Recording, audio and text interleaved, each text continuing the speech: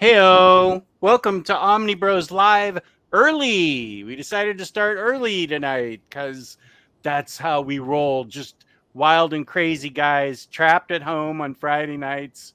And our idea of fun is starting the show early. That's right. I'm Omnidog with Lou. Lou, how's it going?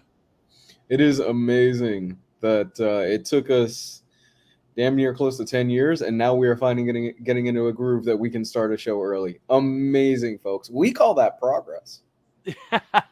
Here's James, 7 minutes early. Yeah. Lucas, how's it going? How's it going, guys? NFL dude right there with, are those cigarettes? Pizza and cigarettes? Pizza and burritos? What are those, NFL dude? They look like cigarettes to me. Or is that beer cans? But why would beer cans be sideways? I do don't they know. still do they still sell candied cigarettes? I don't think they do that anymore, right? I don't think they do that anymore.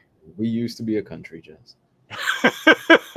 We used to be a whole country where children could pretend to smoke candied cigarettes and chew big bubble gum, the one that made you like what's it called? The baseball one that was pink and it tasted terrible. Oh yeah, Big League Big Chew. Chew. Big League Chew. Yeah, I don't even think that's around anymore. It was shredded. I think like chewing tobacco, right? Yep. It was shredded, and so you stick it in your mouth like you'd have a big chaw. Mm-hmm. Right. Yeah. So let's see. I don't think we should do the IST ad until 8 o'clock. This is free. This is free. Our free time to talk about whatever we want until we're officially on the clock at 8. Yeah. Yeah. So I've got a question for you, but that'll pop up later. This is just kind of spitballing right now. Okay. We'll lose content if I pop it up because I think this is a pretty good question I've got, and it's not a lunch one. It is not a lunch question. Hey, sweetie. The book is out. Yeah. Don't get any dust on it. No, I won't. Yeah. Where was I? Oh my gosh. You said you had a thought. I have a question or something. You had a question. It wasn't a lunch thought. It wasn't a lunch thought this time, right? And it was I'll let you know right now so you can kind of stew on it and maybe think about it as we go through the show. Okay. What's something you hope gets an adaptation? What's a comic book you want to get an adaptation? That's a good question. Yeah, I'll let you stew on it a little bit. Think about it. Because I've got my go-to in. A specific comic book or a comic book story or so you mean not like Batman, but Batman Year One or something like that?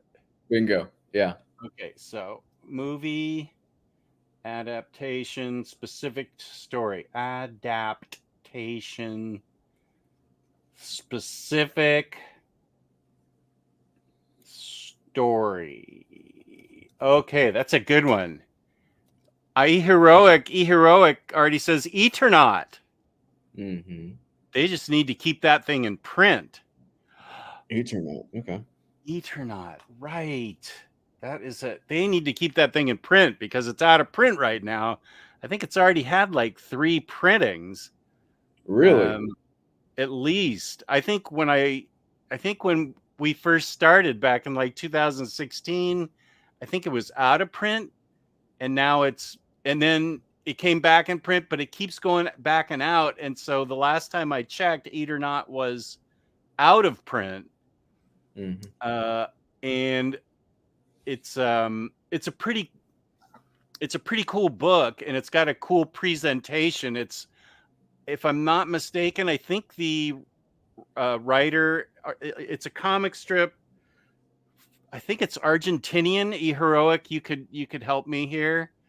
I think it's Argentinian, and it was like a veiled criticism of the government at the time. I think it ran in the 60s and 70s.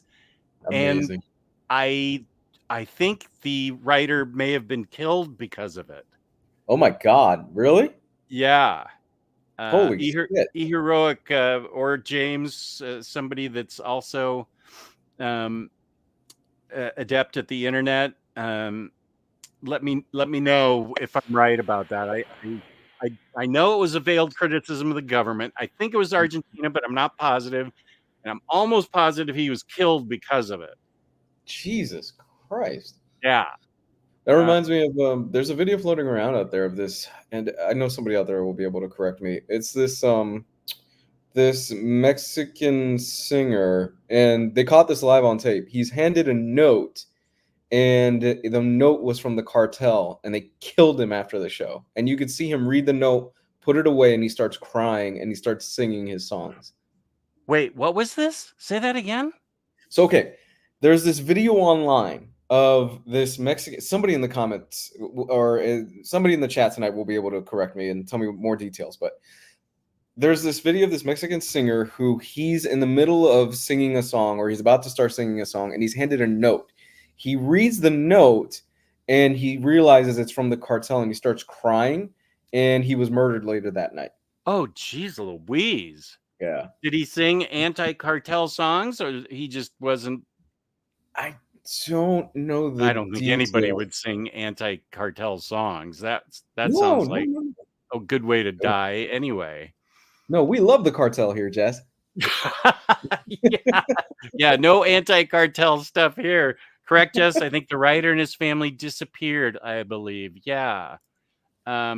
Disappeared by the government, right. NFL dude, oh, it's 8 o'clock now. Now we can talk about Eat or Not. When Eat or Not does become available again, the place you can get it is, of course, InStockTrades.com. Let's see, where's the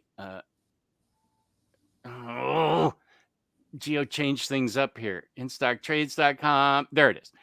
InStockTrades.com, where you can get your collected editions from 30% up to 60% off. Don't forget your extra loyalty 2% discount. There is, we will go to the website in a second, and I'll show you what the deals are of the week. Not only what the deals are of the week, but those thrills and chills deals that are an extra 5% off. Every week in October, they're going to have that. So next week, I think, is the last week. I can't believe it already of October.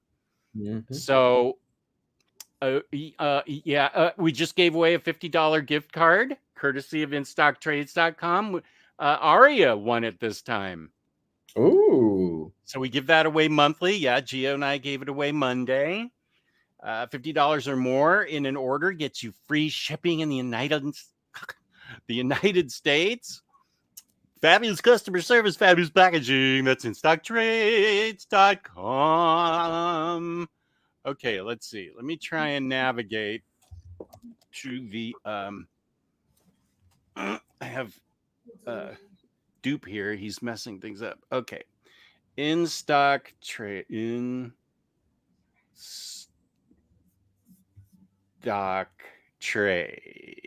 right? In Stock Trades. There we go. Okay, so I'm here. So I will share what I can in Stock Trades. There we go. I'll see if I can do it. I can't do it as well as Geo can. I'm not even going to pretend I can. Okay, save up to 42%. There's Dazzler. That's right. That's a deal of the week. 46% off. And if you have 2% loyalty discount, that makes it 48% off, which is a lot. Marvel Masterworks Tomb of Dracula, Wonder Woman by George Perez. Here are the new releases. Let's see. Top sellers. Ooh. Top sellers. Spider-Man, Michelini and Bagley, Houses of the Unholy, Ultimate Spider-Man. Excuse me, Jess. I'm about to get some food real quick. Okay. I'll keep going over this. Oh, Ghost Rider, Danny Ketch, Omnibus. Ultimate Spider-Man Omnibus. That's the original Ultimate Spider-Man, not this brand new Ultimate Spider-Man, but Jonathan Hickman. Superman the Triangle Era. Jessica and I have been talking about how we are going to review this, and we're getting a plan together starting next month, November. And let's see, then we go Beneath the Trees Where Nobody Sees. What a good book that is. Extreme X-Men, Black Costume Saga, missing a page or two, Excalibur Volume 3, Gen X, Pride and Penance, Spider-Man, Deadpool, Modern Era, Epic, blah, blah, blah, blah, blah. Here's some of the other stuff. Oh, Final Cut. Wait. Oh, that's back in stock. That was out. I just made my order. It's back in. Okay. Damn. It was out of stock for a while. So here's Charles Byrne Final Cut. I'm glad to see that there. Here's some of the other things. Godzilla. Gio would be happy to see 2 of those. Not the best cover. The best covers when they have Godzilla tearing down the Golden Gate Bridge. Okay, Moon Knight, ordered that. Yeah, I ordered that cover, not that cover. Although either one is fine. Extremity, the special very fine condition cover, sold out. So how about that? Which means I can't get it now. Both Dazzler Omnis bestseller. Good, good, good. And Phoenix Must Die for the 90,000th time is also a bestseller. Now let's take a look at sales. Thrills and Chills. Here we go. Here's some of the best, scariest stuff. Die Dark, Die Dark, Die Dark, Die Dark, Die Dark, Die Dark, Vault of Horror. 41% off. So these are an extra 5% off here. The Thrills and Chills sale week. Eerie, Vault of Horror, Eerie from Hell, Ghost Rider, Girl from the Other. Oh, that's manga. Manga. Ooh.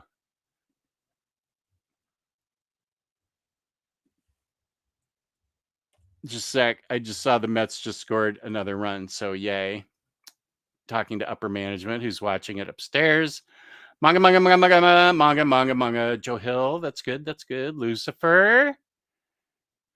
There's 3 pages of these 5% extra off sales at instocktrades.com.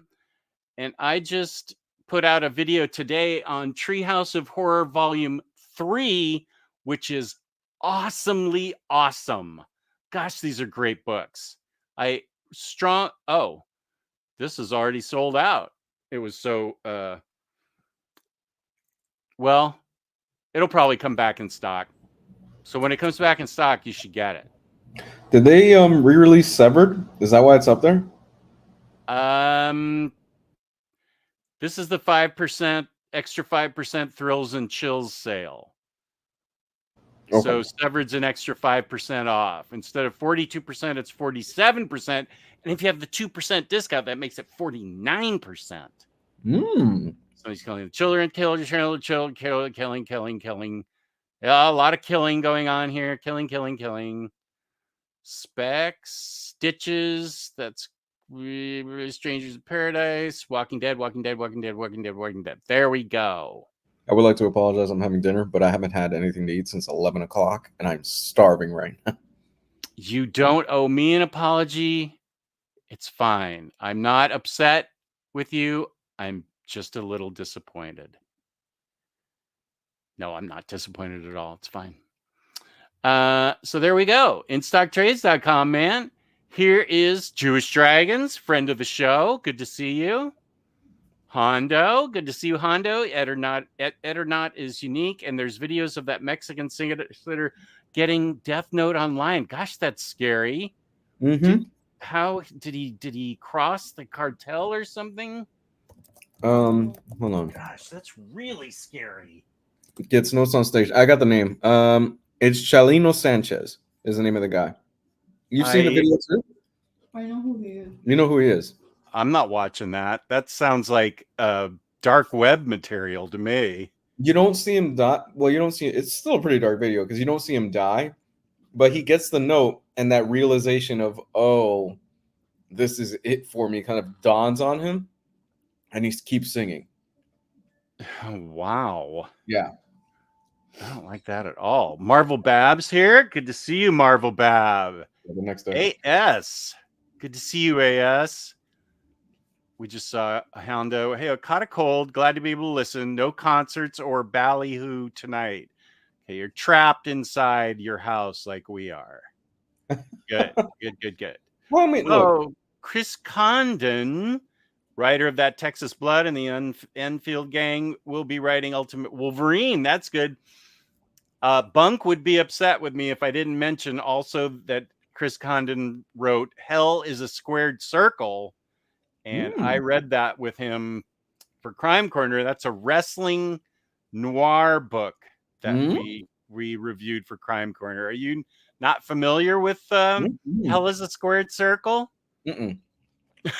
You also have food in your mouth, so I'll keep talking. Yeah, it's a wrestling noir book that takes place almost. I feel like it takes place almost exclusively backstage. It was a couple months ago that we did it. Now, Bunk will tell you that it's Chris Condon's best, and I will just say that is, of course, Bunk's opinion, and he's completely entitled to it. I enjoyed it, but I think that Texas Blood is Chris Condon's best. But this is pretty big that Chris Condon's writing Ultimate Wolverine. That's a pretty big step up. That is a very big step up. I love that Texas Blood. So up here's Samantha Jane. How are you, Batmantha? How are you, Batmantha? William Lee, I need Severed to be hardcover again. Oh, maybe they're selling the 5% was selling the trade paperback. You weren't here Monday, Lou, but Batmantha Jane and I it came when she was on my show, I think last Saturday night, and it came up that WWE Raw was on Monday nights at 8. Yes, it does. So I told her, "Oh, okay, I'll turn it on and have it on in the background when we do Omnibros." And I did, and first of all, it took me a while to get it because I didn't have the app on for whatever channel it was, USA Network or whatever it was, but I finally got it. And so I was describing, first of all, of course, I have no knowledge about wrestling, and she has all knowledge about wrestling. She told us, and I had known before that she trained when she was like 16 to be a wrestler. No, for real? In New Zealand, yeah. And I think she said that Rhea Ripley was one of her trainers. What? Am I getting that right, Samantha? That's right. That's right. Rhea Ripley is probably the biggest female wrestler right now. That's what Samantha just told me. Is she from New Zealand? She's Australian. Australian. Okay. I have a feeling that Rhea Ripley was like had something to do with Samantha's training, but Samantha got a concussion early on and had to give it up. That is all wrong. Laughing my ass off. Okay. Did you just invent an origin story for Samantha? Dakota Kai was in my class. Okay. You just invented an origin story for Samantha. I know. There's your real origin story. Rhea Ripley taught you how to. No, okay. Dakota Kai. Okay. But your favorite face, is that the good guy? They're called faces. Mm-hmm. And the villain's heels. I think Rhea is currently Batmantha's favorite face. It's my daughter's favorite as well. My 13-year-old loves Rhea Ripley. I'm making fan fiction for Batmantha. Yeah. Yeah, she was trained by Rhea Ripley, and she's really now Tina Lakota, who's carrying the money in her pink suitcase. I don't know. So yeah, I watched it, and I was making commentary throughout the night on the women's wrestling because I didn't care about the men's wrestling. I saw that who's the woman in pink? Tiffany. She's Tiffany Stratton. Yeah. Bunk told me she was a gymnast on the USA gymnastics team, and I could tell she was doing these crazy gymnast moves to get up off the floor and stuff. I was really impressed with that. Yeah, man, I love professional wrestling. I've been watching it since I was a little kid. So yeah, it's pretty cool to be able to share that with my 13-year-old now, because my 13-year-old really just started getting into it over the past year, and that's become our weekly thing where me and her, we sit down and we watch SmackDown and Raw. So we watch both. And when's SmackDown? Right now. Oh my gosh, I'm giving up the Mets game and you're giving up SmackDown for it? Yes. For this show? I was gonna ask you, okay. So I'm gonna pull a Michael Scott on you. Talk to me like I'm 5 years old. What is the deal with the Mets, and why is everybody talking about them right now? We say his name and here he appears. What up, Bunk? How did you know? You must have heard the wrestling talk in the atmosphere. Yeah, there he is. What now? What's the deal with the Mets? What's the deal with the Mets? What is the deal with the Mets? Well, they're down 3-1. Okay. Overall games wise, best of 7. Right. When I left upstairs, it was 12 to 6, I think. Upper management was telling me. Let's see, maybe 12 to 6. Yeah, they were ahead 12 to 6. So, but the game's not over with. They have to win this game, or they stay home and the Dodgers go to the World Series. And listen, nobody wants to see a Dodgers-Yankees World Series. Boring. Nobody wants to see that. Come on. So it's up to the Mets to rescue us from that. Okay. All right. And so this isn't a blowout like the Lions versus the Cowboys about a week ago, right? No. No, it's 12 to 6, which, I mean, still leaves room for some type of miraculous. But I don't want to see the rest of the game. If the Dodgers come back from being down 12-6, I do not want to see that. So we can talk about wrestling. I told there was an earlier comment. Did you hear it, Bunk, about Chris Condon? He's now writing Wolverine. Let's see. Here it is. A writer of that Texas Blood and Enfield gang. And I said, Bunk will tell you about Hell is a Squared Circle being the best Chris Condon book. So yes, we were talking about you, Bunk, and wrestling. Okay, I'll add that tonight. You know, I'm pretty sure I'm the only guy in our group that watches wrestling. Well, now me, I'm going to be watching it every Monday night. And there you go. While Gio talks about manga, I'll be watching Tiffany Stratton or whatever do handstands and flips. Have you ever had an interest in wrestling, or you just never got into it? No, I've never been into it at all. But I'll watch it. I'll watch it, so people can make fun of me.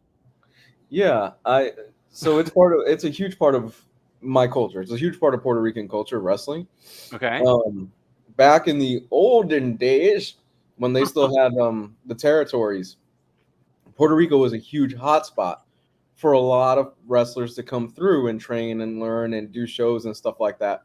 But it was also it was dangerous as hell, because the audience would get very, very, very into it, to the point where the heels, they would get batteries thrown at them, like spark plugs and stuff like that, and things and bottles and stuff in the arena. So it got pretty heated at times. There was one wrestler, and I'm blanking, I should know this. He ended up getting stabbed and he died after a show one night. Yeah. In Puerto Rico? In Puerto Rico. How long ago was that? Oh, this is in the territory days. We're talking about the 70s, the 60s. Territory days? You make it sound like back when Oklahoma was a territory before it became a state. When? So back in the 70s? Yeah. So the territory days, 70s, I want to say early 80s. So the territory days was when the United States and Puerto Rico and stuff like that were split with different wrestling corporations. Oh, okay. Right. And along comes Vince McMahon Jr., the son of Vince McMahon, who buys the WWF I believe it was 3 W's at the time. I'm probably mixing some details up because it's been a long time. And he promised his father, I'm not gonna buy out all the territories. I'm not gonna unite all the territories and stuff like that. The first thing Vince McMahon does is he starts buying out all the territories. He starts buying up all the organizations and stuff like that. And that's basically, I'm giving you a history lesson of the ending of the territory days. It all stopped because Vince McMahon bought a bunch of them out. And he said he wouldn't do that? He told his dad he wouldn't do it. And he ended up doing it. Is this the Vince McMahon that we know now? Yes. Uh-oh. What's the score?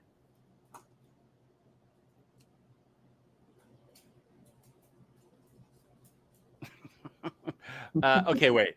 So Vince McMahon, the guy we know now, his dad started the wrestling business that he's in. His dad had started the wrestling business that Vince McMahon, the one we know now, eventually took over, and he turned it into what it is today, the WWE. Okay. The massive, huge thing that it is today.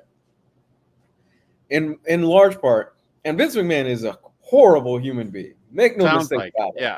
Oh, terrible. Absolutely terrible person. But wrestling is what it is today because of Vince McMahon. Right. Okay. So that's where wait, where'd this history lesson start? Oh, because of Puerto Rico. Oh, Bunk is correcting me. Didn't even buy them out to start. He started by poaching the top guys in each of the territories, then bled the territory dry, so the following was much smaller and bought on the cheap.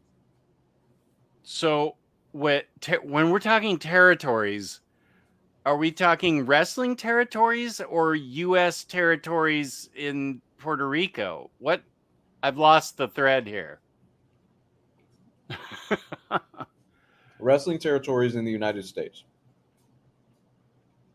Wrestling territories. Mm-hmm. Okay. So the South would have their own wrestling territory. The North would have their own wrestling stuff. Then you'd have little smaller ones dispersed throughout the country and stuff like that. I think one of them was Mid-South something. Mid-South had, it was the one I think that Jim Cornette had started out with. But like Bunk explained, Vince McMahon bought them all out, basically, and then he united everything. And the WWE is what it is today because of that. Okay. And I'm a kid. I grew up on it. I grew up in it. Bruiser Brody stabbed after the event in the showers. That's what happened in Puerto Rico. It's a wrestler named Bruiser Brody, and he was stabbed in the showers. Jeez. Yeah. For me, the 80s was peak of wrestling. What you gonna do, brother? That sounds like Hulk Hogan. Even I know that, but that's only because of his appearances on Howard Stern. Joey Richards, good morning. Our viewer from Down Under. And Bunk says, our whole family is going as wrestlers for Halloween. My daughter, Johnny Rotten, is going as Raquel Rodriguez, and Milo is going as Cody Rhodes. So Nice. who are you and Mrs. Bunk going as, Bunk? I'm hoping it's Macho Man and Miss Elizabeth, and I'm sure Bunk will get that. I get that, but only because of Howard Stern. Was and only because of the Iron Sheik talking about them. I love Iron Sheik. Iron Sheik held a grudge against Hulk Hogan for about 40 years until the day he died, and God bless him for it. Should I just I just got a live woohoo from okay, what's the score? I got a live woohoo from upstairs, but they're not saying what the game was. What the score was. Mm-hmm. This was back when WWF wasn't international, only covered part of New England. Each region of the country had their own wrestling company. Oh, that did shows locally. Okay. Oh, we won. The game's over. 12-6. Hey, congratulations, Jess. Yay. Okay, now everybody can relax. Everybody relax now. The Mets won. So there we go. Axel, yeah, right now we're talking about wrestling because everybody in the chat is into wrestling, and yeah, I watched WWE Raw. Did I watch WWE or was it WWF? It's WWE. It's WWE. Yeah. Raw. Raw is Mondays. No, we're going contemporary, so my kids recognize. I have a Macho Man shirt. That's my kid's only reference for Macho Man. Mrs. Bunk is going as Bailey. Who's Bailey? Bailey is a very talented wrestler. She's good. I like Bailey. Is he going as Nia Jax? Is what I want to know. Well, it doesn't matter who I go as. You won't be able to see me. Not unless you send me a picture. Okay, there we go. Right. That's the important part. Yeah, Axel, you tuned into baseball and wrestling. The two main things this channel's known for. We will get to the funny books eventually, folks. Yeah, it wasn't even a topic.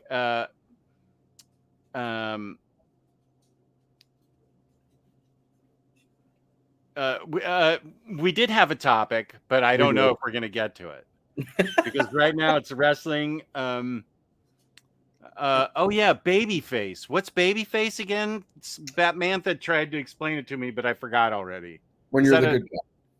Is that what? A good guy? Yeah, when you're a good guy, you're a babyface. Oh, okay. It's also known as a. Oh, that's where face comes from. Mm-hmm. Got it. Okay. Still time for Cleveland to catch up there, Bunk. I'm rooting for him. Nobody wants a Dodgers-Yankees World Series. Sorry, man. No, not at all. So yeah, we're talking all about wrestling right now. That's I left a little opening for it, and Lou dove right in. Bunk's going as John Cena. I love John Cena. Oh my God, I'm gonna be so sad. John Cena's doing a retirement tour next year, and it's gonna break my heart. I'm old now. Why? What? Okay, wait. This is a real question. So he's going to do wrestling? He's going to wrestle certain events for the following year, and it's going to be his last year wrestling. He's done with it after next year. Okay, so successful movie, Suicide Squad, successful show, Peacemaker, successful movies, C Blockers, or whatever that movie was that I never saw, but I want to see it. He's a successful actor. Why would he risk going out and wrestling again when he could like get hurt? I think so. I think for a lot of these guys, it's this is part of my favorite Omnibros ever. I think for a lot of these guys, there's just no, and you hear a lot of these older wrestlers talking about it and stuff like that. There's no greater high than walking out into that stadium and hearing thousands of people in person cheer your name and rooting for you. Okay. And in a lot, well, John is arguably one of the greatest, or in a lot of people's eyes, the greatest wrestler of all time. I'm personally more of a Dusty Rhodes guy, but Dusty Rhodes is from a different era. Yeah. So for John to come back and do a retirement run, I don't even know. I'm trying to think of the last person that did a retirement run like this, where they announced a year in advance, I'm going to retire X year, and then just go on a whole run for a solid year, and then eventually hang up the boots. It's a big moment for a lot of wrestlers, for a bunch of wrestlers, and a lot of the wrestlers I grew up with, they're getting older now and they're retiring, and their bodies are banged up and stuff like that. Triple H retired 2-3 years ago, something like that. And now he's running the company, and it was a big moment. Stephanie McMahon. Yeah, he is. How about that? I knew that. Yeah, Triple H retired. I think it was, I want to say 2-3 years ago when he had a heart attack. And it was, it was a really sad moment because so a big thing in wrestling is when you retire, you go out to the arena and you leave your boots in the ring, and they make a big thing about it, and then you walk out and you're done. So I think that's going to be John Cena's next year is going to be that, where he's gonna have a whole bunch of huge matches, and it's bittersweet, man, because a lot of my favorite wrestlers going up are retiring, except for Randy Orton, who is late 40s and built like a freaking Greek god. He is massive right now. It's stupid how big Randy Orton has gotten right now. Let's see. Okay. Rhodes better than the Nature Boy? That's a tough question. Who's the Nature Boy again? Ric Flair. Ric Flair, right. Okay. Ric Flair is regarded by many as the greatest of all time. I personally like Shawn Michaels more than Ric Flair, but Shawn Michaels was a colossal asshole to deal with backstage. Historically, he was a dick to deal with backstage. Now, he runs one of the smaller wrestling promotions, and he's turned his life over to God, and he's actually a really big sweetheart from everything I've heard. You're not being ironic. It's true. No, no, I'm being honest. By all accounts, he's sober now. He's a dedicated father, dedicated Christian. He's turned his life over. He's done a 180, and he's apparently a really sweet guy now. Well, and he's all in favor of that.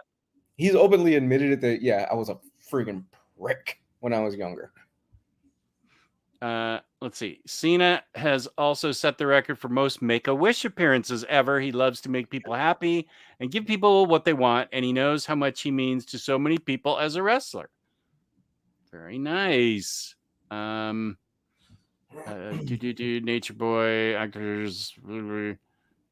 This doesn't tell me anything.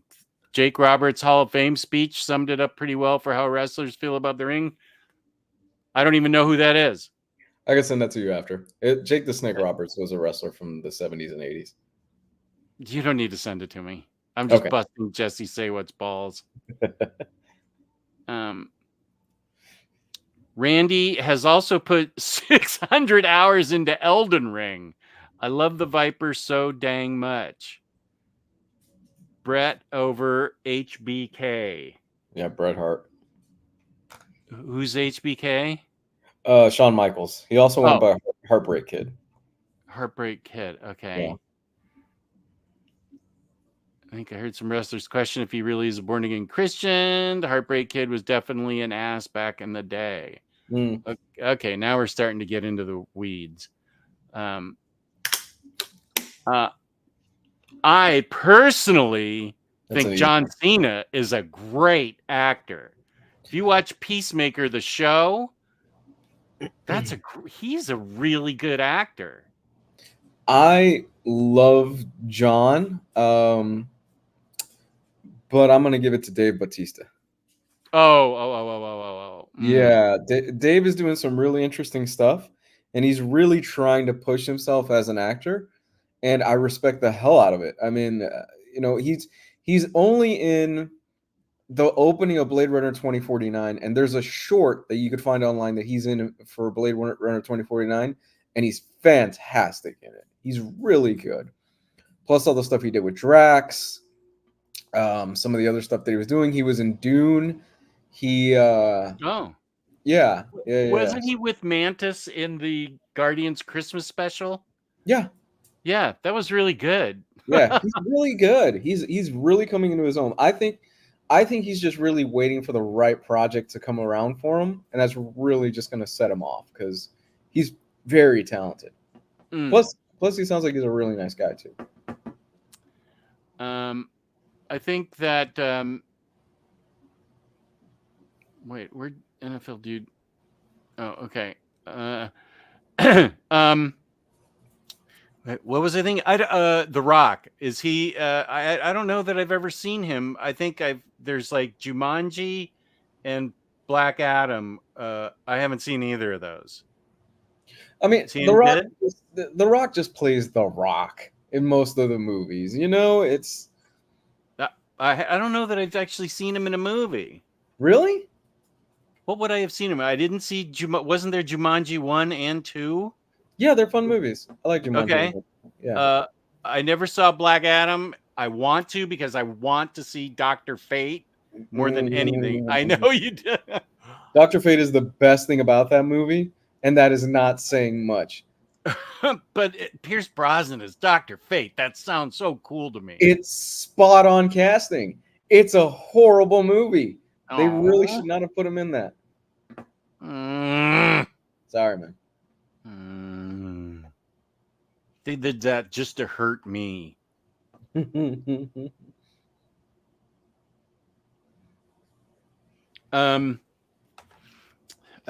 Okay, so we covered that. The Rock is a terrible actor. Okay. Yeah, I don't like The Rock. The Rock has a clause in his contract where he can't lose in movies. That's the reason Black Adam wasn't a villain for Shazam 2 and had his solo movie. This is true. I forgot about Shazam 2. Most people did. I'm just setting you up for one-liners tonight. Most people did, and I'm sure you will see Zachary Levi in your future Daily Wire movies in the next few years. We'll be acting alongside famous actors like Gina Carano and Cowboy Cerrone. Now, when I think about the OGs, my guy is Mr. Perfect. I can't stand The Rock. LOL. Never liked him when he was a wrestler either. I did. I liked him.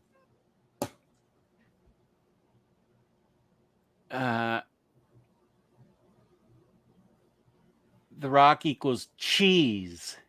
Okay. I mean, he came back last year. He was pretty good last year. Scottish Warrior.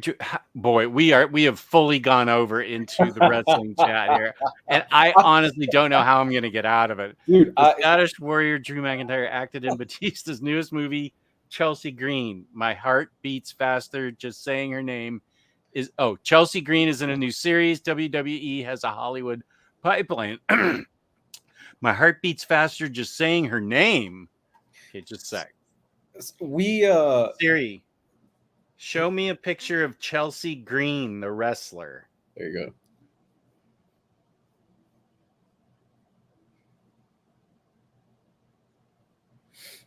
Tumultuous Journey. Okay. Thank you. I said thank you, and she took all the pictures down. Damn it. Okay. His best role is in The Mummy, where he doesn't talk. The Mummy 2. I liked Captain Lou Albano's work. Oh, I remember that. He used to be with Cyndi Lauper. Goonies music video. Okay, that's where I recognize that guy. So one last thing, because it was Bunk that mentioned Drew McIntyre. He just had a match with another wrestler named CM Punk. It was a Hell in a Cell match. It was what now? It's called a Hell in a Cell match. It's a giant cage that surrounds the whole arena, the area of the arena, and the wrestlers go at it. It is the most adorable thing seeing an old Cuban woman who has had no interest in wrestling stand up and just enjoy the hell out of the match when somebody gets hit in the head over with a toolbox. This is your mother-in-law? It is adorable. She stood up and she was laughing and enjoyed the whole thing.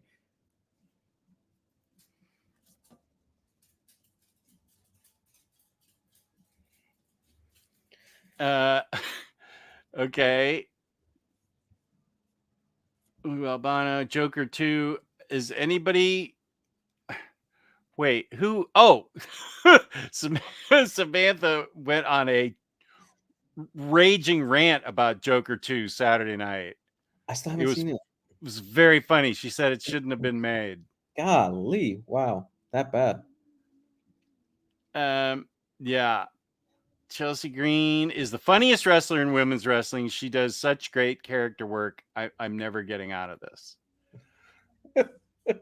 I'm way behind. Eat or Not. Oh, thank you for bringing it back to comics, Phantom Fool. Eat or Not is an excellent book with layers and layers of meaning. Osterheld was killed by I was right, Argentinian government, but well after writing the Eat or Not. But it was because of the Eat or Not, right? That's what I... am pretty darn sure of. That's crazy. Yeah.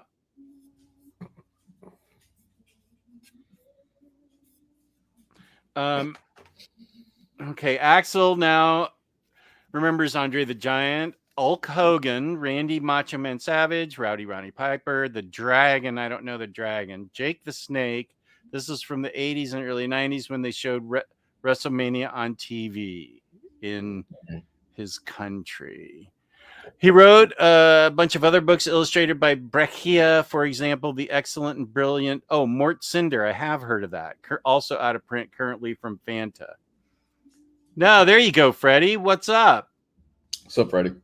So did you fill out the art of Russell Dowderman? Had to email a lot to get PR added to the shipment. Puerto Rico. Oh, speaking of Puerto Rico, yes, I filled it out today.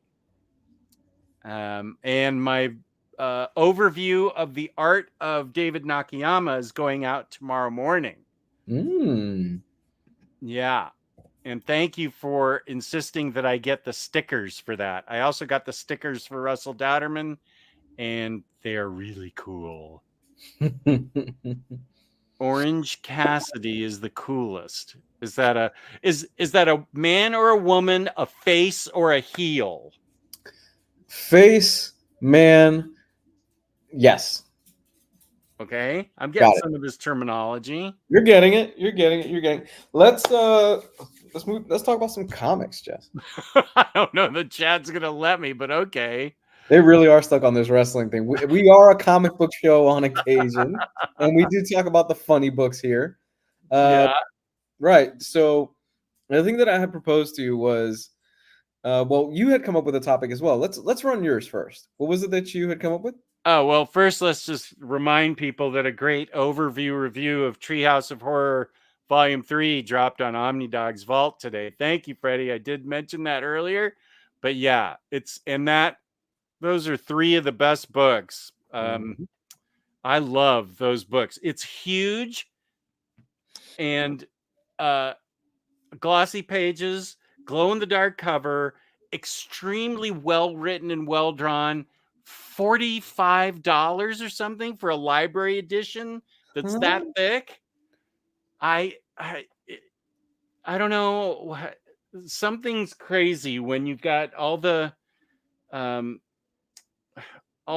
volumes that Marvel and DC can get printed, but they charge so much. Like that Immortal Thor first trade paperback was $30 for that freaking 5-issue thing, and they give us a whole Treehouse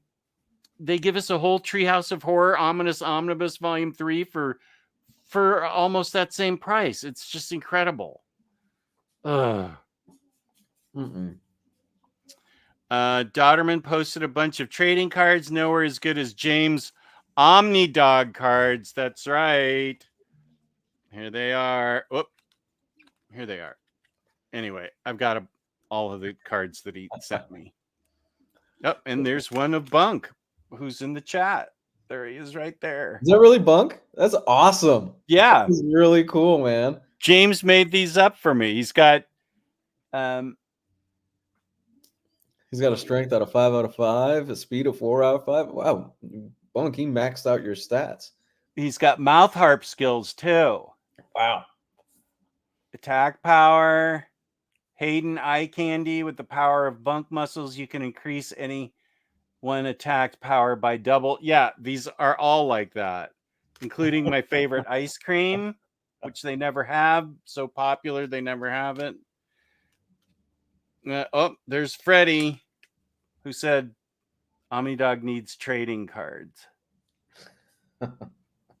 So yeah, James did up a whole bunch of these for me. That's awesome, dude. Yeah. I was gonna say, actually, AS brings a good point before we kind of dive into it real quick. Do you feel like they're price gouging a little bit? Well, what is your take on it as somebody that is still doing physical stuff like that? Yeah, that's a good question. You see a lot of stuff, these library editions from Dark Horse and Image, and this Simpsons one was from Abrams Art, who did the previous two, and I feel like they've done a couple other things too. So I know that it's possible. Okay, they're not okay. Let's just take the 1,500 page omnibus off the board. Those are outliers. Yeah. So they're not, it's not an 800 page Omni. I'm not. I mean, I know I'm the one that brought up the comparison. I'm not sure it's an apples and oranges comparison. I mean, an apples to apples comparison. It might be an apples and oranges thing, but it seems like if you can make a big, tall, thick book in color and charge people $45 is the MSRP. That's not even with in stock trades doing a discount. On an Abrams book, I bet it's 30% off, something like that, 25% off.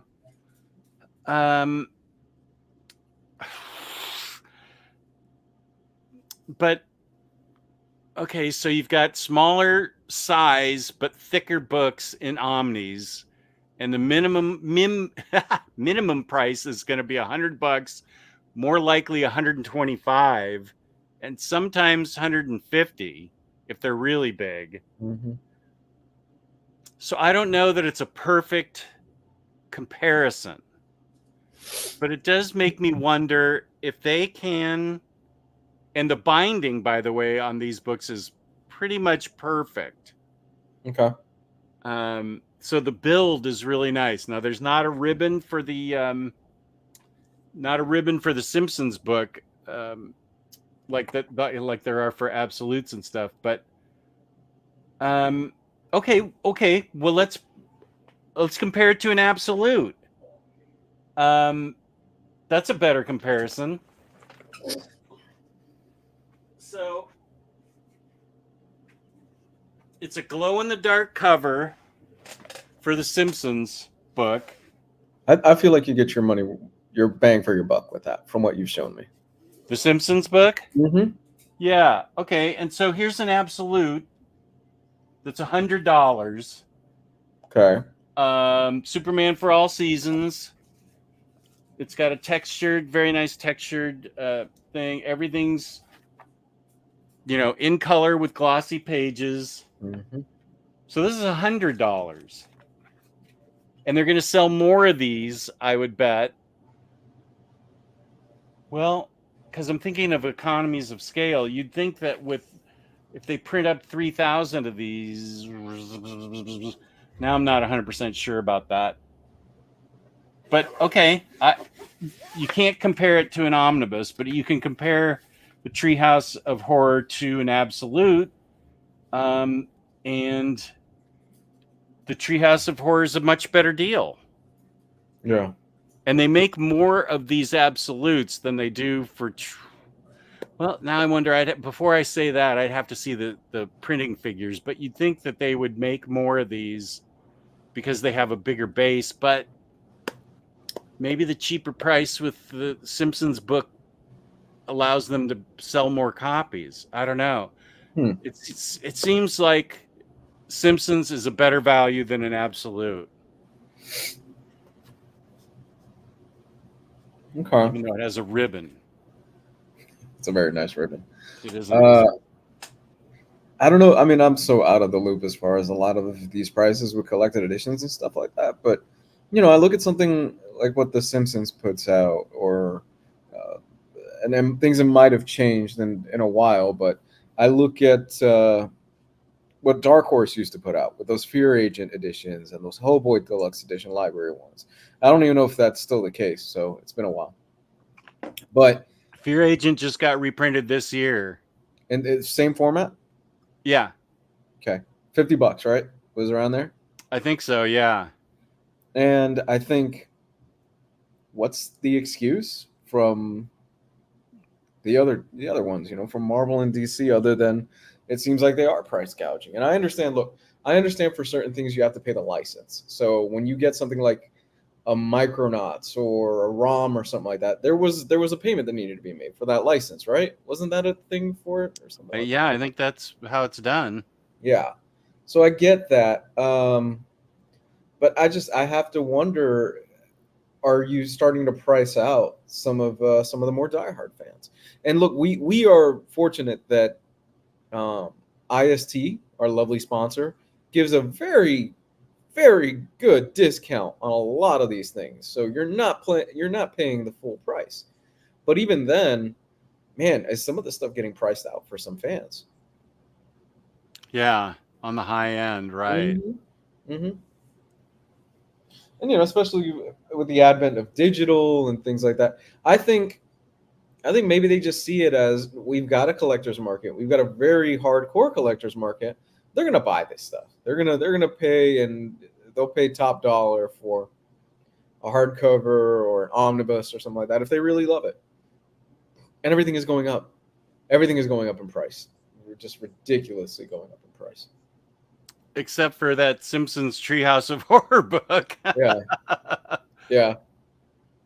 At NYCC, it was announced that Zeb Wells is doing a giant generator comic, the Remender imprint.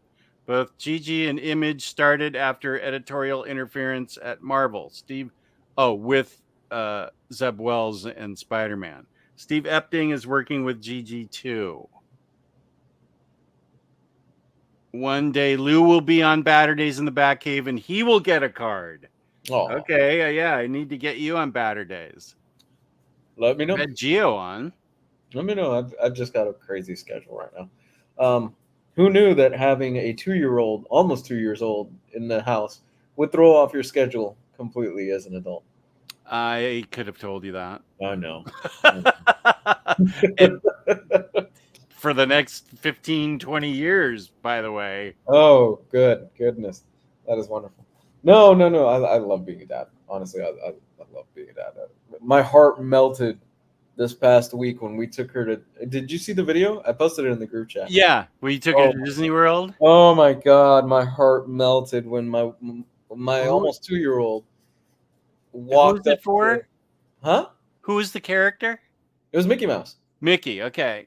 Yeah, when she walked up to Mickey Mouse and just said, "I love you, Mickey Mouse," and blew him a kiss, immediately just Yep. Oh my gosh, It's so awesome. It's incredible. It really is incredible, and it's not. You have to experience it for yourself to get it, I think. Oh yeah. Suddenly, that exorbitant amount of money that you paid to go to Disney World doesn't feel so bad in that moment.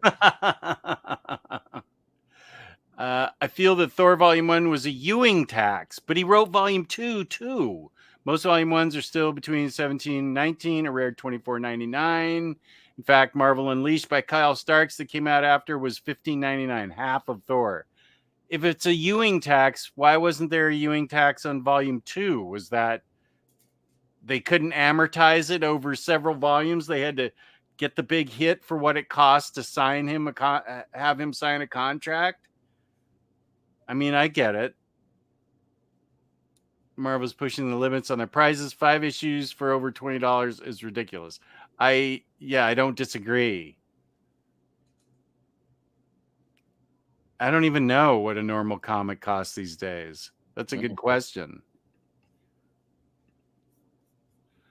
Hello to Bob Fisher. Welcome. Hi, Bob. Most single issues are $4.99. Okay. Yeah, we were just talking about those. Fear Agent. I just picked up the Hellboy Richard Corbin collection. It's not as big as the library edition, but it's still a very well-made value. Remender said once that his imprint barely profits from the full print run of his library editions. Oh, wow.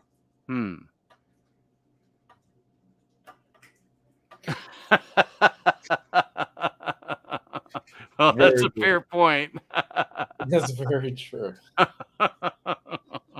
What was the topic that you had for us tonight?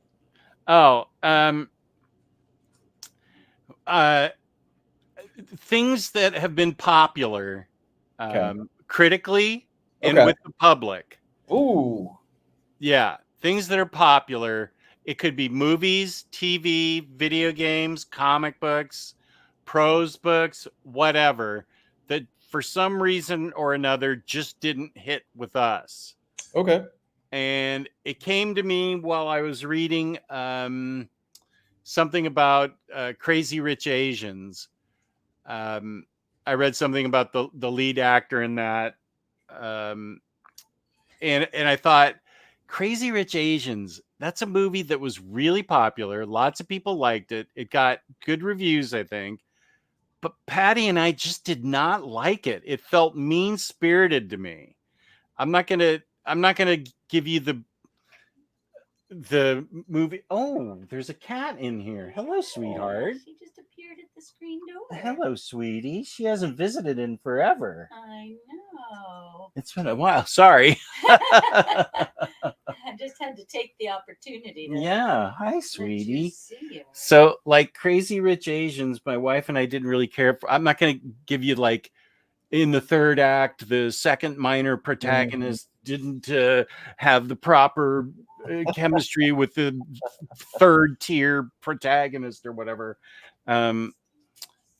It just seemed mean spirited to me, and we didn't like it. So, is there? So that was. I never saw Titanic because the ending of the movie got ruined for me. They told me the ship sinks, so I said forget it. Sorry, Jess. We're not eating cats. We just had them. No, Patty already went upstairs. She was the cat has not been coming in at all for the past month. So we're trying to not do anything to scare her. We don't know what it is. Nothing changed, but she's just all of a sudden not coming in like she used to. So it's kind of a bummer. Okay, NFL dude didn't care for Horizon Zero Dawn. My daughter and I love that. For comics, I mean, I will fight this man if I ever see him on the street. Anything with Chris Ware. But are those really popular with fans? I know those are critically popular. I will throw a glove down like an old school duel if I ever see Chris Ware in the street for making me waste my time with the terrible and pathetic life of Jimmy Corrigan. It was that book was my Vietnam. It was the best way that I could describe it. Oh, Bunk trying to pull us back in. No, stop. No, anything. I've ranted on this a million times, but anything involving Chris Ware, I just don't get it. That is one of the books where people go, "Oh, you just don't get it," and I go, "Yeah, you're right. I don't get it. I don't get the appeal. I don't find any of his work interesting. I think it's boring and pretentious." But that's like a critically popular book. I don't know that if you got 10 of us on, all 10 of us would say it's good. I'm thinking more like Day Tripper, like somebody not liking Day Tripper. Oh my God, what is wrong with you? I did ask one time in one of my shows if there were people out there that actually didn't like Day Tripper, and I had 2 or 3 people that had good reasons for not liking Day Tripper. But I mean, that's a universally like fans and critics like it. So I was thinking more like what comic or what movie or TV show or something Okay. that has universal appeal that you didn't really care for. Okay, I'll hit you with one. Inside Out 2. Oh, you didn't care for that? I haven't seen it yet. It was okay at best. It's like capturing lightning in a bottle again. Did you like the first one? The second one. Yeah, but did you like the first one? Oh, I love the first one. Yeah, I thought the first one was brilliant. Oh, no, the first one's incredible. Second one is just okay. I thought it was all right. There was a lot of hype about. I think it's like one of the highest grossing movies of the year or something like that, and it was okay. We'll see. You know, personally, all the stuff that DreamWorks is doing right now is far more interesting than I think what the stuff Pixar is doing at the moment. So, Freddie didn't like the first Inside Out, so he joins Geo in that circle of hell of not liking Coco and Inside Out. What else? Coco. I don't think Geo liked. Inside Out 1. Gio didn't like it. He didn't like Inside Out 1, and he didn't like. Oh shoot! What's the one with the old man and the balloons and the cute Up? dog? Up. Yeah, I don't think he liked Up. How do you not like Up? I don't know. I liked Soul. I haven't seen. Oh, I like Coco also, but I haven't seen Turning Red. That's a He didn't Pixar. Gio didn't care for Coco either. He Yeah, said, no, he specifically didn't like Coco. what is wrong with Gio? I don't know. Oh my God.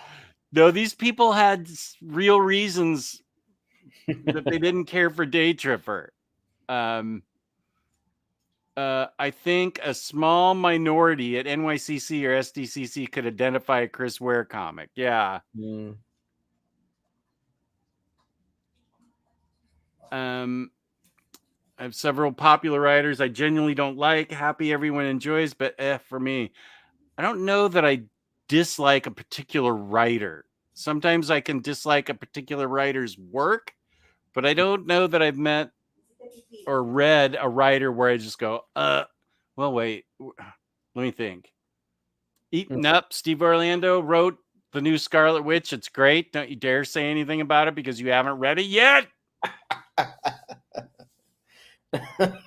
And he wrote a good Midnighter and Apollo book. So even Steve Orlando has some good stuff.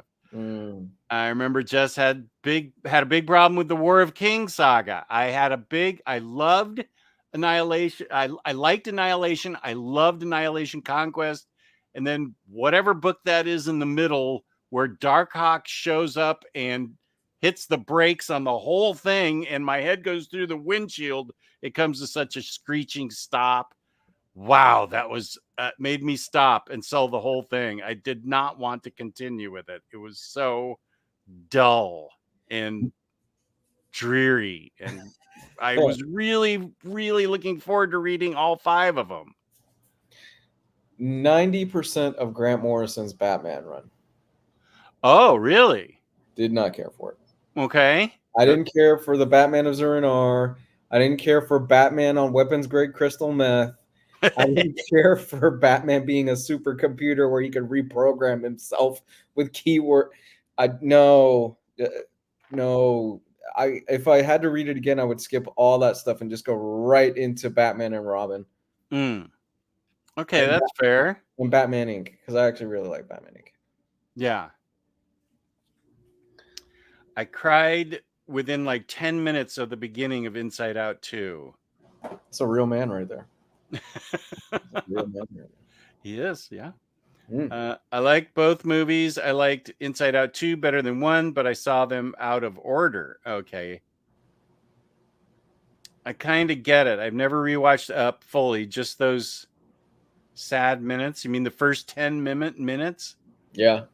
Where I just sat there and ugly cried for those first 10 minutes? Yeah. Toy Story 4. Oh, but didn't a lot of people dislike that? I'm not sure. I just sat in the theater going, why is this here? Why am I watching another one? You and I think Riley and Gabe. Riley, I think Gabe. Everybody so bashed that I never saw it. It's okay. I just kept wondering, why are we doing this? Other than it's a cash grab. Toy Story 2 and 3 had two moments.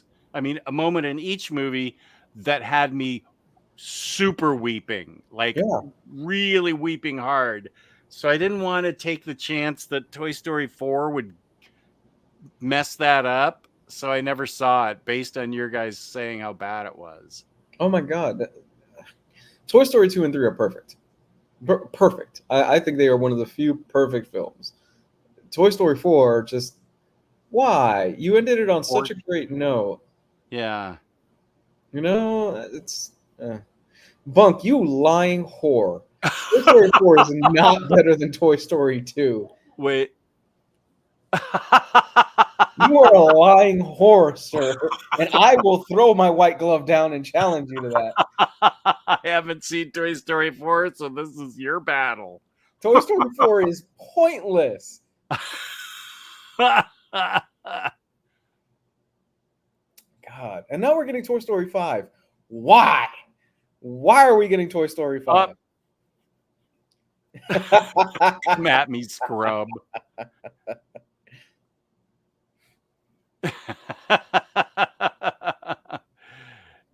And then there's popular books that got ruined because of a single page, like Tower of Babel. Got rid of the deluxes because of Plastic Man, gross dress gag on Barda. Yeah, I agree with this. 3, I thought 3 was a masterpiece, and these guys told me not to see 4. Devin didn't like Batman Arkham Asylum. I couldn't finish. I flipped to the end, read the last page, and back to the shelf it went. Maybe I'll try it again one day. Oh. Toy Story. I never saw Finding Dory. It exists for the tech. They pushed CGI water so much for Dory, and TS4 digitally recreated the effect of filming with a split diopter lens. What the hell is that? That's above my pay grade. I'm sure Next Imaginaut will be able to tell me if it's here. Where are you, Next Imaginaut? So here's the thing with Finding Dory. That octopus in Finding Dory was the biggest pain in the ass for Pixar. It was so difficult for them to do it because when you think about an octopus, its skin is kind of slimy. It's weird. It's got all these different limbs and stuff like that. So in order to make it look like an octopus, they worked their ass off to make that look like a real octopus, and it was difficult for them. Is it funny and worth watching? I just forgot to see it. I enjoy it. Finding Dory it's okay. Finding Dory is one of those. Yeah, I didn't feel like I wasted my time with like I did with Toy Story 4. I liked Finding Nemo. Yeah. Bunk's still coming at you. It felt so. The thing is with Toy Story 4 is it feels like, why are we back here again? Because Woody seemed like he was comfortable with the ending of 3, where they found a new family, they've got a new girl, and they get to watch her grow up. They get to kind of go through that again. And then they do this whole story of like, well, Bo Peep is missing. Woody doesn't feel like he belongs there anymore. Oh God, I thought it felt forced for me. I can't remember if I saw Incredibles 2. What was the plot of Incredibles 2? Oh, Incredibles 2, it was that the dad becomes a stay-at-home dad. The mom becomes a superhero working for a corporation because they're trying to bring them back. Incredibles 2 is okay. The only thing I remember from Incredibles 2 is that I had a massive blowout fight with my ex in the parking lot before I went to watch that movie. Oh, it was that long ago? It was that long ago. I must have seen it then. And when we walked into the theater, everybody in the theater was looking at us like, oh, that's that couple. That was not a fun night. Oh, dear. I think I may have seen it with my movie buddy. Let's see. I'm going to start. Kelly was not into boy bands. Turning Red. I don't even know that I ever heard of Turning Red. That's a Pixar film? Yeah, it's a fun movie. Turning Red's good. It's about boy bands? Kelly never got into boy bands? No. Let me think of what she was into. She loved the Spice Girls for a long time. But then I don't think she ever picked up. I know who the boy bands were, like NSYNC and of her era, like NSYNC and Backstreet Boys. I don't think so.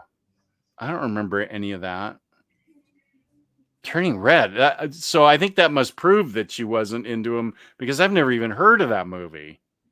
Pondalorian. Starman by James Robinson. Oh, what is that one? You don't like that one either. It's Benadryl for me. books I need to give a second chance: Starman, New Frontier, and Day Tripper. No, you shut up. We ban him for that. You will not disgrace the name of Darwin Cook in this fucking house. God damn it. Darwin Cook is a saint next to the Virgin Mary on my wall. So you were happy, and then all of a sudden you turned to anger. Oh my God. I light a candle with Darwin Cook's face on it every night before I go to bed. I will not hear that slander here. I am going to say this, NFL dude. I think Black Flag Damaged is when they lost me. I know that's like their most popular album, I feel like. Damaged, I was just so unhappy. I mean, it was okay, and it was Black Flag, and I saw them in concert with Henry Rollins, but I don't know. Maybe I'm wrong. Maybe I'm thinking after Damaged like you were. Yeah, no, I changed my mind. Damaged was fine. It's afterwards. Yeah. Yeah. Damaged was fine. Yeah. It's about a girl going through puberty, and she's into drawing, obsessed with a boy band. New Frontier, please ban him. Not a terrible film, but Apocalypse Now is the start of Coppola's long decline, not his last great film. I never seen it. I saw it once. It was okay. You didn't care for it? It was okay. Yeah.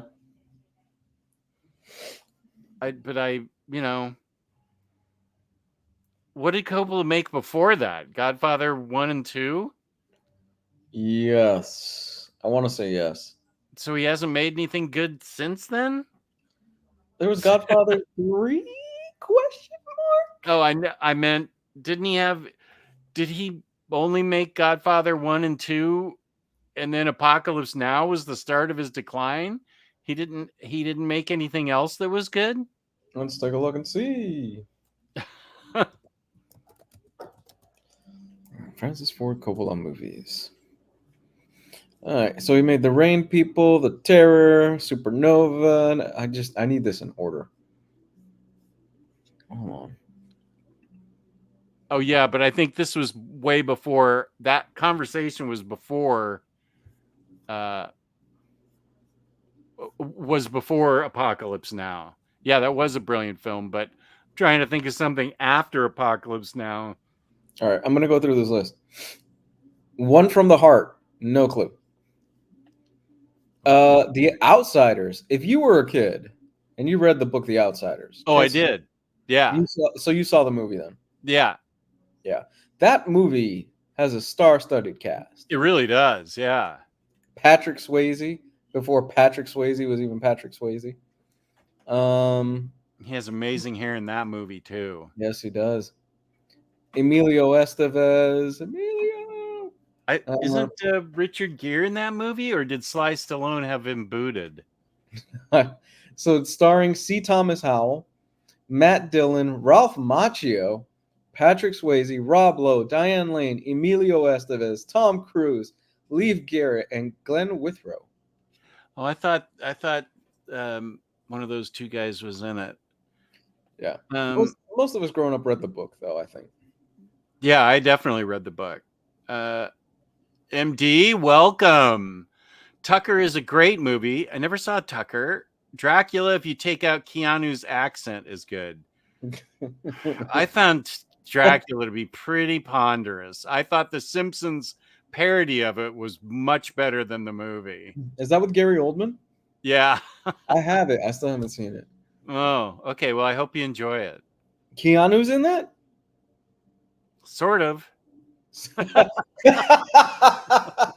That's the best compliment you could give Keanu for that. He's like, hey, he's there.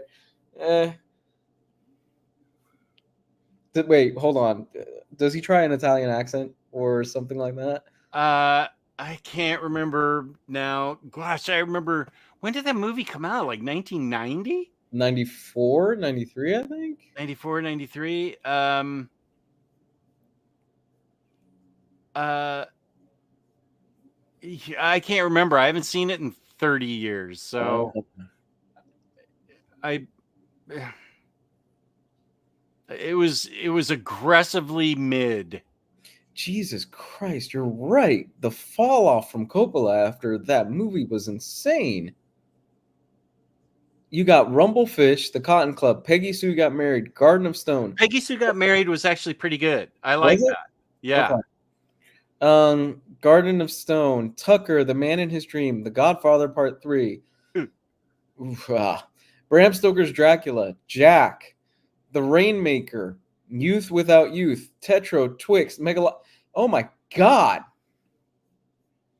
Have you seen Megalopolis yet? No, but who was it that was it AS? It wasn't AS, was it? Probably Next to Maginaut. He's Next No, to Maginaut. Was it Cycle? No, somebody in the Patreon stream that we did last week or the week before, patreon.com/Omnibros live, where for $5 a month you could join Jess and I, or maybe Riley and I, or whoever is our guest stream host, in a conversation. It's actually a really great time. We had a wonderful amount of guests on the stream about 2 weeks ago when Jess and I did it. Yeah, it was fun. I enjoyed doing it. I think it was it AS? I'm probably mixing. Well, there was AS, Cine, Next to Maginaut, and Jewish Dragons. Mm-hmm. I think we're the 4 in there. So somebody had told us that they saw Megalopolis, and they tried to break down the whole story, and I'm like, what? Oh yeah, that's right. Kelly's best friend is in New York right now doing internship for law school, and she has the biggest Adam Driver crush ever. Mm-hmm. So Adam Driver has a play on Broadway right now. She's already been 8 times. 8 times. That's right. For like $100 a ticket. It's gotten to the point where now Adam Driver is taking selfies with her afterwards. He knows her well enough. And Kelly just saw her last weekend and said that was the closest they've ever come to having an actual fight, because Kelly didn't care for Megalopolis and Margaret was having none of it. She said that was the first time I felt our friendship was threatened. And so I said, maybe I'm wrong on Megalopolis, but I'm telling you, it's terrible. And I'm like, okay. And that's the one he sold his vineyard for, or something, to get the money for it. He self-financed that thing. Oh, British accent, I think. Okay. Hopkins is great in Dracula. Keanu tries a British accent. Doctor, please. Oh my God. Doctor, please. God. I need to watch this tonight just for that. Oh my God. I love Keanu Reeves. I think he is I do too. He is a wonderful human being by all accounts. But him trying a British accent in a Dracula movie just sounds incredible. Yeah. I love Keanu Reeves too. Any plans to check out Anora? I don't know what that is. I don't know who that is. Hey, Javier. No, you're not too late. You can watch now. Rewatch from the beginning later. Yeah, sure. Omnibroslivve Patreon. Oh. AS missed Megalopolis. Pick Joker 2 instead. A true lose-lose decision. Jesus, that's like trying to pick which drink you want. It's Bleach and Fabuloso. Samantha has things to say about Joker 2. He mentioned that to us in the Patreon stream. Okay. I might be wrong, but Megalopolis feels like something Ayn Rand fans would love. Okay. I could totally see that. Every industry person I know is pretty upset with the editing of Megalopolis. Haven't seen it myself. $800 might be less than a celebrity picture at a convention, but she has a relationship with him now. I don't know how it's different than that of being a stalker, but she's such a sweetheart that I think she's not. She makes friends wherever she goes, so I don't think she's threatening at all to Okay. Adam Driver. She makes friends everywhere she goes, so I think she's very non-threatening. Oh, so she hasn't tried to cut off a piece of his hair with some safety scissors or anything like that, right? I didn't say that. I don't remember saying that. Okay. I'm Got just saying she's very friendly. Gotcha.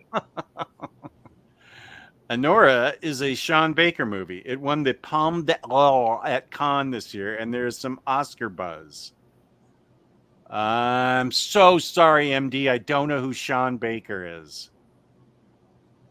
Who's Sean Baker? I got nothing. Is he a director? I guess. I don't know. See, I haven't even caught up on the movies that are important to me, like Guardians of the Galaxy 3 and I still want to. I know people didn't like Quantum Mania, but I still want to see the Ant-Man movie. I haven't seen. There are like 4 Marvel movies I haven't seen.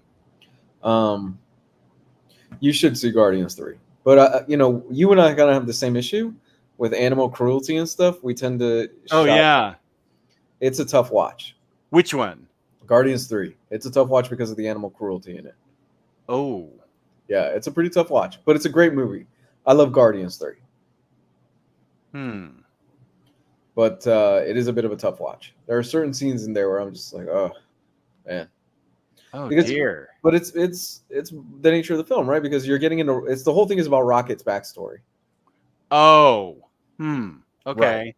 Right. And if you know anything about Rocket's backstory, it was not a very happy backstory for the poor guy. Right. And you got to watch Agatha. Yeah, I have about 10 shows I have to finish that I've started and haven't finished. Agatha's very good, Jess. Good. Very, very good. Really happy to hear that. Yeah, it's worth it. It's very worth it. Do you know another movie he made? I'm not familiar with that movie. Yeah, I've seen The Florida Project. What is it? So The Florida Project is a movie that shows basically the life of a bunch of kids that live in Florida, and they live in these hotels in Orlando. That's the area I grew up in. So I knew a lot of kids growing up that lived in a lot of those hotels and stuff like that.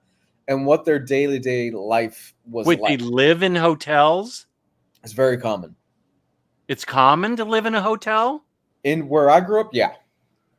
Yeah, there is when I was coming up, I don't know how it is now, but when I was coming up, it was very common for a lot of the kids that went to my school. Their parents were down on their luck. Things didn't go well for them. Those kind of hotels. Okay, like Motel 6, not like the Ritz-Carlton. No. Oh. We're talking about roadside, cheap motels. Yeah, okay. A lot of people grew up in a lot of those motels. Because they couldn't afford apartments. Okay. Yeah. It was very tough for a lot of people. Yeah, okay. So it wasn't uncommon to see a lot of people, they would start school, they would bounce around to another school and stuff like that because they get kicked out of one hotel. It was a lot of kids that when I grew up with had a really tough life. And this is, mind you, these hotels are about 10 minutes outside of Disney. Wow. So happiest place on earth. So that's the side of Disney. That's the side of Orlando and Kissimmee they don't show you.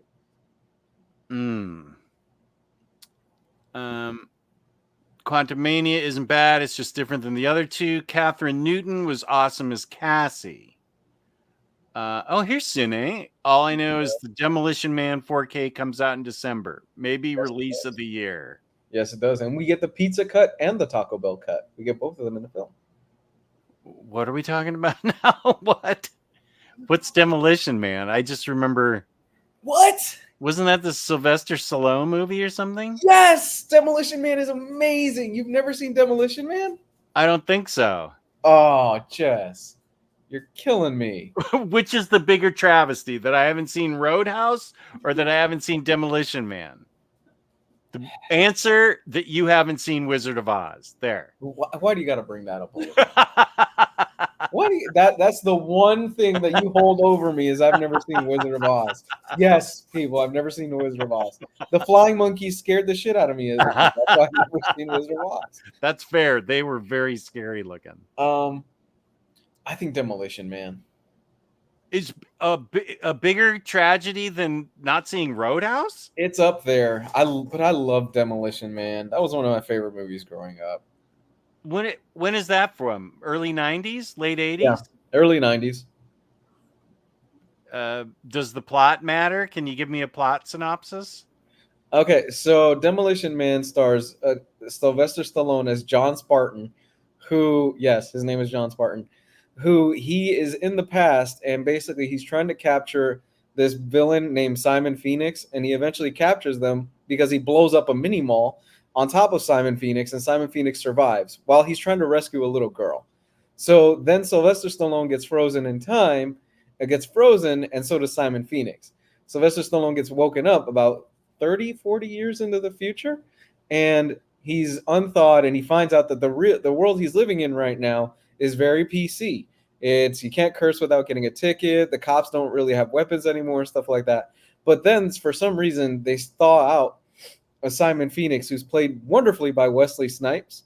And Wesley Snipes ends up trying to blow up buildings and stuff like it's fantastic. I love Demolition Man. It's so dumb and so over the top. And, so and there's 3 seashells, and there's basically the fast food wars that happened, and the only corporation that won was Taco Bell. So the only restaurants are Taco Bell in that world. But if you watch the movie in, I think it's Europe, it's Pizza Hut and not Taco Bell. So that's why we're finally getting the Pizza Hut cut over here in the United States. And you have to watch Demolition Man. Oh, man. Okay. Not sure if Oesterheld killed for 8 or not in particular. His work was all political. Unfinished version of 8 or not with Breccia art. Maybe when he was killed, Lopez art for the real 8 or not or rest of 8 or not. Guardians 3 had my kid in tears because of all the scenes with Rocket's friend. She loved the movie but won't rewatch it. Lou Logic. I love horror movies. I haven't seen Oz because I got scared as a kid.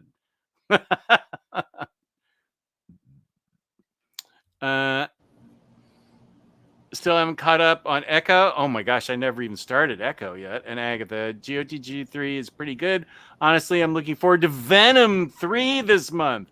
Venom 2 is so bad, it was one of the most fun I had in theaters. Yeah, GGP. Echo is also phenomenal. Made me more excited for Daredevil. Since I work some security, Roadhouse is mandatory. Honestly, it's really good. I think you'd enjoy it, Jess. Demolition Man also. I can't believe you've never seen Roadhouse.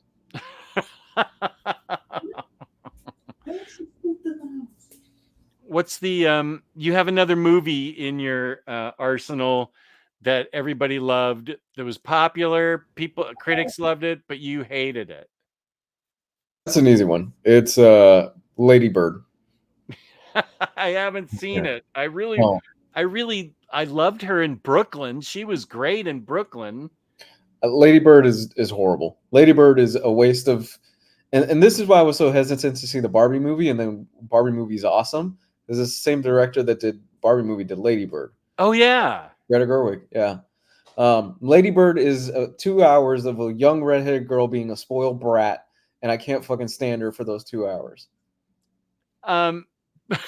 She's not a child actor though. She's like, is she? I don't know. No, she's not a child actor like the kid in Wonder Woman. The first Wonder Woman was a kid actor.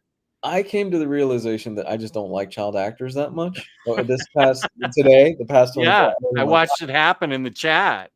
I really don't like child actors. There's Haley Joel Osment, the little girl from Wonder Woman, Lady Bird. I'm not a fan of a lot of these child actors. You're not alone in not digging that kid from Babadook. The kid from Babadook, but I think he was supposed to be annoying, wasn't he? Because he went over the top annoying. I don't know how that mom didn't throw him out the moving car. God, I think I drowned him in a toilet. Jeez. I hated that kid. Yeah. Okay, so mine was Crazy Rich Asians. Yours was Ladybird. Comic books. Let's see. It feels like we covered them. TV shows. Oh boy, Harvey, what are you doing? Gambling his life away. You're gambling your life away. Yeah. Didn't hate Ladybird. It's just a lot of non-plot slice of life. I don't know what Lou's talking about. Sour Shoes Ronan is great. Sour Shoes Ronan. She was great in Brooklyn. I forget what else I've seen her in. Brooklyn was a wonderful movie. Do you think I would like Downton Abbey? I know you're a Downton. I was gonna bring that up. Boy, I don't know.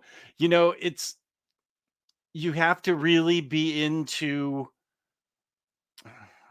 I mean, nothing happens, but then everything happens because it's a if you look outside at the house, there's nothing happening, but you go in the house and there's the upstairs downstairs type of drama where the upper crust has issues going on all the time. There's always something happening that's either a minor big deal or a major big deal, and how it gets resolved. Sometimes it doesn't get resolved. It starts in whenever the Titanic sank, and was that 1912 or something, and then it goes through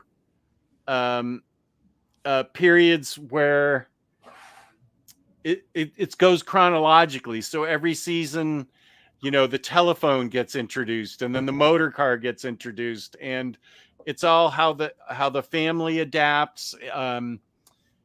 It's all about how their way of life gets changed by the Great War, World War I, because it used to be those kinds of places. You know, Downton Abbey. Downton is the big house, the mansion that has all kinds of land around it. And the dukes and duchesses and stuff, they used to all be able to afford to live there, and then that style of life starts to change radically after people come home from World War II. Oh, that's cool. And so it's about the changing lives of the aristocracy and of the servants. So, and you get invested in the servants' lives because there's a lot of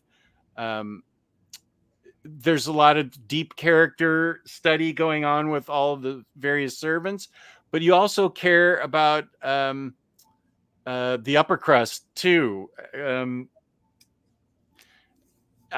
can't. Their lives aren't necessarily relatable, but they're presented in such a way that most of them are genuinely likable in the family. So, is it something along the lines of Mad Men, where it's really interesting because it's a period piece and you get to see the changes in time and you spend time in that period? Because I really enjoy Mad Men, and I enjoy Mad Men because it is of that time period. Yeah, and I mean, there's a lot of romance in it. There's a lot of the changing of the times. There's plenty of the period in which it's set in, because the whole thing starts off with this family thrown into an uproar because to keep Downton in the family and not have it the only way it could stay in the family is if one of the daughters marries this particular guy, and he drowns on the Titanic, and so they've got to find somebody else for the daughter to marry, and it brings in like a third cousin from the outside, and it's I don't know. I can't explain why I liked it so much. It was just really fun to see. First of all, the acting's all really great, and I don't know. I wouldn't I wouldn't say only watch 1 or 2. You need to kind of commit to maybe 6 of them, because by the first 6 you'll be introduced to enough of the cast Mm-hmm. to see if you enjoy it or not. But we loved all the seasons and the 2 or 3 movies. I think there were 2 movies. They may be bringing up a third now. If you get a chance, because I saw somebody mention in the chat, you should definitely watch Penguin. Oh yeah, I heard it was awesome. Penguin is incredible. It has no business being as good as it is. Penguin is fantastic. It's really, really good.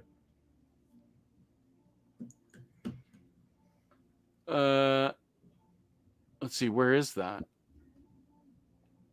Let's see. Somebody mentioned it back there. I was disappointed with Mr. Miracle and Strange Adventures. Oh, the Tom King books. Both outlived their concept and spin their wheels for too long. Drad sticking with the 9-panel grid doesn't create interesting art. Babadook Kid needed to be that annoying so we can understand the madness of the mom. Boy, he was really annoying. Mm-hmm. Yep. I don't know if he needed to be that annoying. Saoirse Ronan was 23 when Lady Bird came out. I remember this because she was just half a year older than me. That's the Lady Bird chick. So, okay. My wife and dad loved watching Downton Abbey together. I tried to watch it. No, not made for me. Downton Abbey seasons 1 through 3 are pretty good. After that, it's something else. I loved it all the way through, but of course, you're entitled to your opinion. Maggie Smith's in it, and she's awesome. Rest in peace, Maggie Smith. I kind of agree with this. BBC Ghost is hilarious and amazing and awesome. Yeah.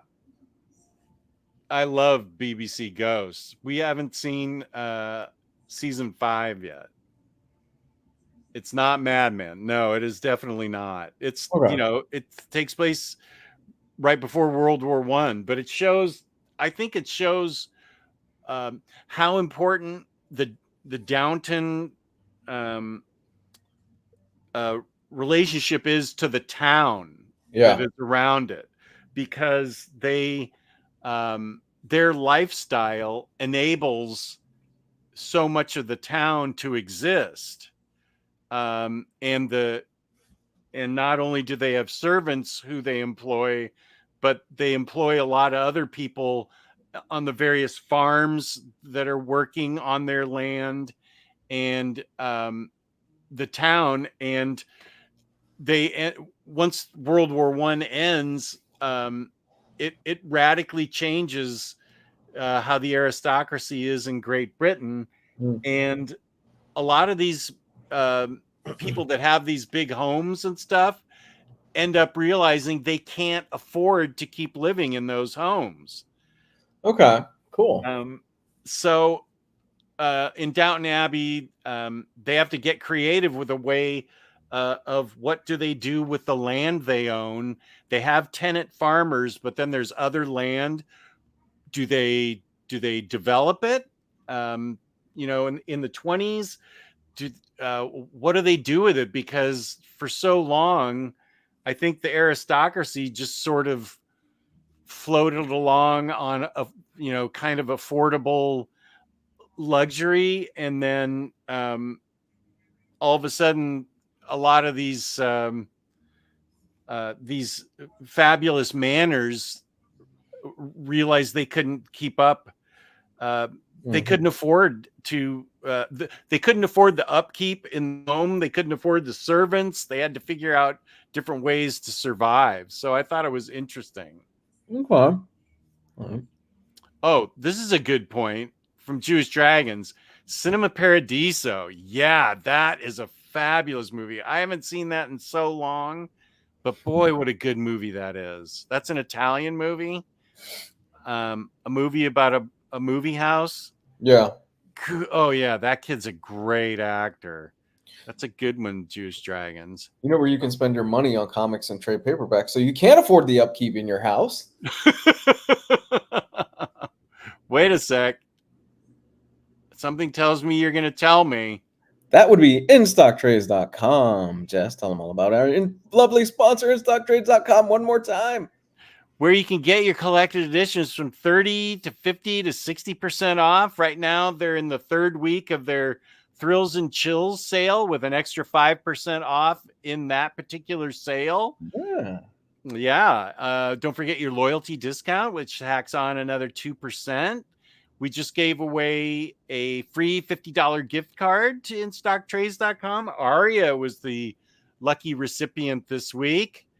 We do that every month. $50 or more in an order gets you free shipping in the United States.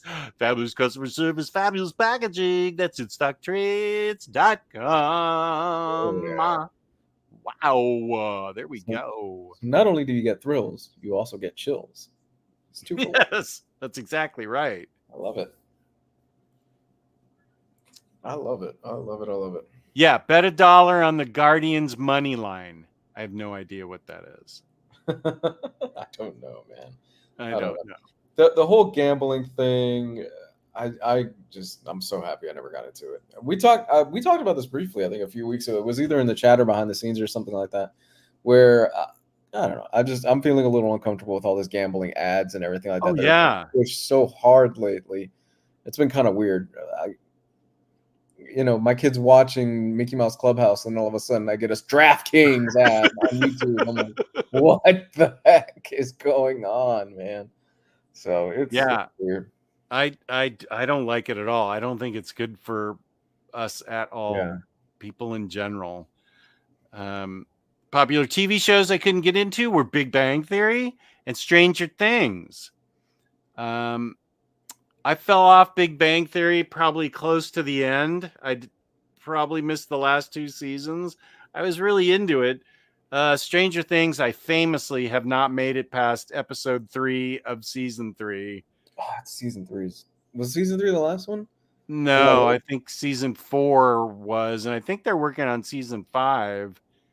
There are a lot of things. I mean, Kristen is totally on me to finish Stranger Things. But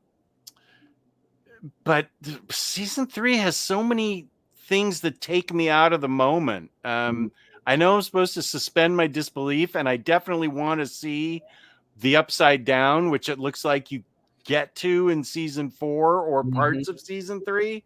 And I believe in that more than I believe the hot mom is going to try and slip away to sleep with the lifeguard that's 18 years old. I don't know. It just, for some reason, it took me out of the moment. But I can see how some people wouldn't dig Stranger Things or Big Bang Theory. Comedy, especially, is definitely subjective. I'm sure there's plenty of shows that I didn't think were funny, so I never watched them. Everybody Loves Raymond. I never really thought that was funny. Other people did. I didn't. What are some other? My wife loves King of Queens. King of Queens. Yeah, I've never seen that. That's the one with yeah, I know that one. What are some other comedies that let's see. The Office. Oh, did you not like The Office? I never really got into it too much.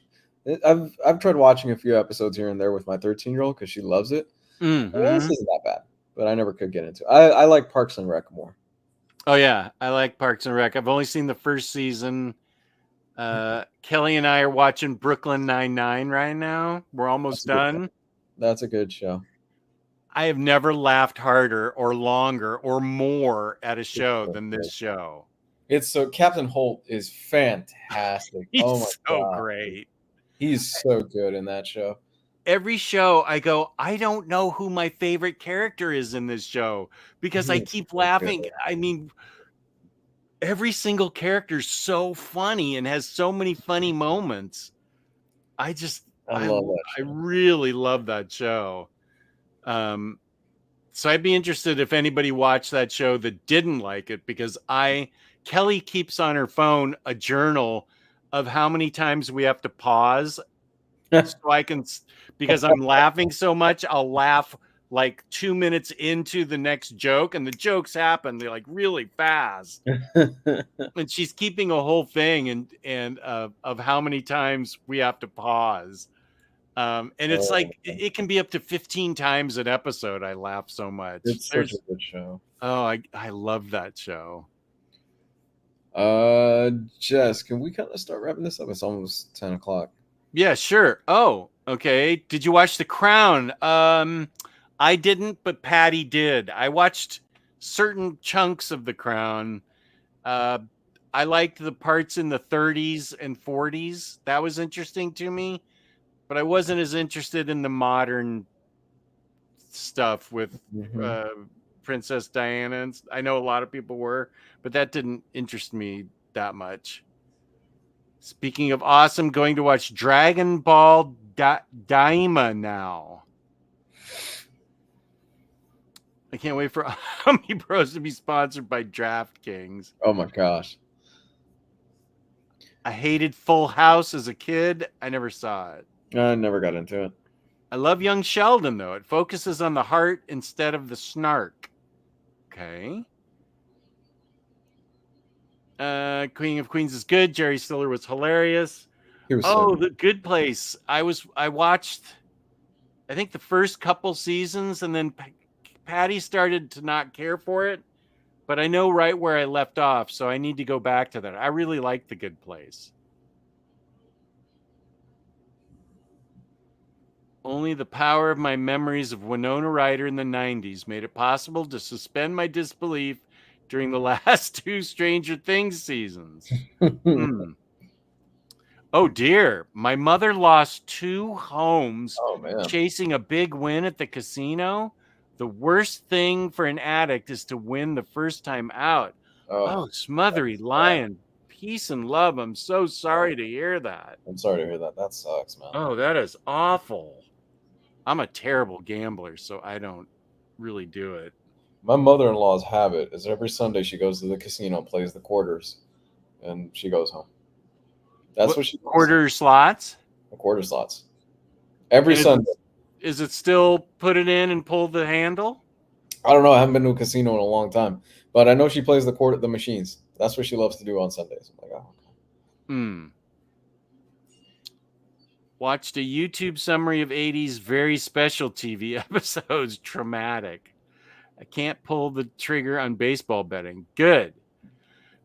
Oh, this reminds me. Thank you for asking, MD. Yes, I need to put that up right after this. I'm going to be on very fine condition from 11 to 1. Ooh. Then at 2 o'clock, Tracy, the realtor, comes over and we have Halloween cereal taste testing. And then at 8 o'clock, I have Curtis from Epic Marvel Podcast on as my guest. Goodness. On Saturdays. I need to put that up. Thank you for reminding me, MD. You got a busy day ahead of you tomorrow. I know. It's going to be a tiring day. We've been watching Shrinking, my wife and I. We really like Shrinking. Have you watched that? Shrinking is fantastic. We started the new season last night, but I fell asleep because I was so tired. We're probably going to watch that after we're done here. That is really good. I dig it. It's so good. All right, Jess, let's get out of here. I got to get going, man. A lot of hours. I will see you. Good. I will post my schedule right after this. Last year, Halloween cereal was my first Omnidog stream. Awesome. Gotta call out Curtis for targeting you. Is that with the Michael Allred book? Omnivault's Discord. Yes, that's right. And Omnidog's Vault on YouTube and Omnidog_Vault on Instagram, where I have things I keep meaning to post. Lonnie Anderson. This is Lou. This is Lou, Jewish Dragons. Geo. Thank you all for watching. We really appreciate your watching our Friday experiment in October to see if people will watch. And there we go. Don't worry about it, man. Don't worry about it. It's okay. It's no worries. We're glad you guys could tune in. Thank you so much. And we'll see you again on Omnibros Monday for Hall's Previews and Reads. And I'll be on all day tomorrow on YouTube. Just click a channel and I'll be on it. So peace and love. Peace and love. Thank you all so much for watching. Go to instocktrades.com. while they have all their crazy sales going on. Peace and love. Peace and love. Thank you all. Good night, everybody. Have a good weekend.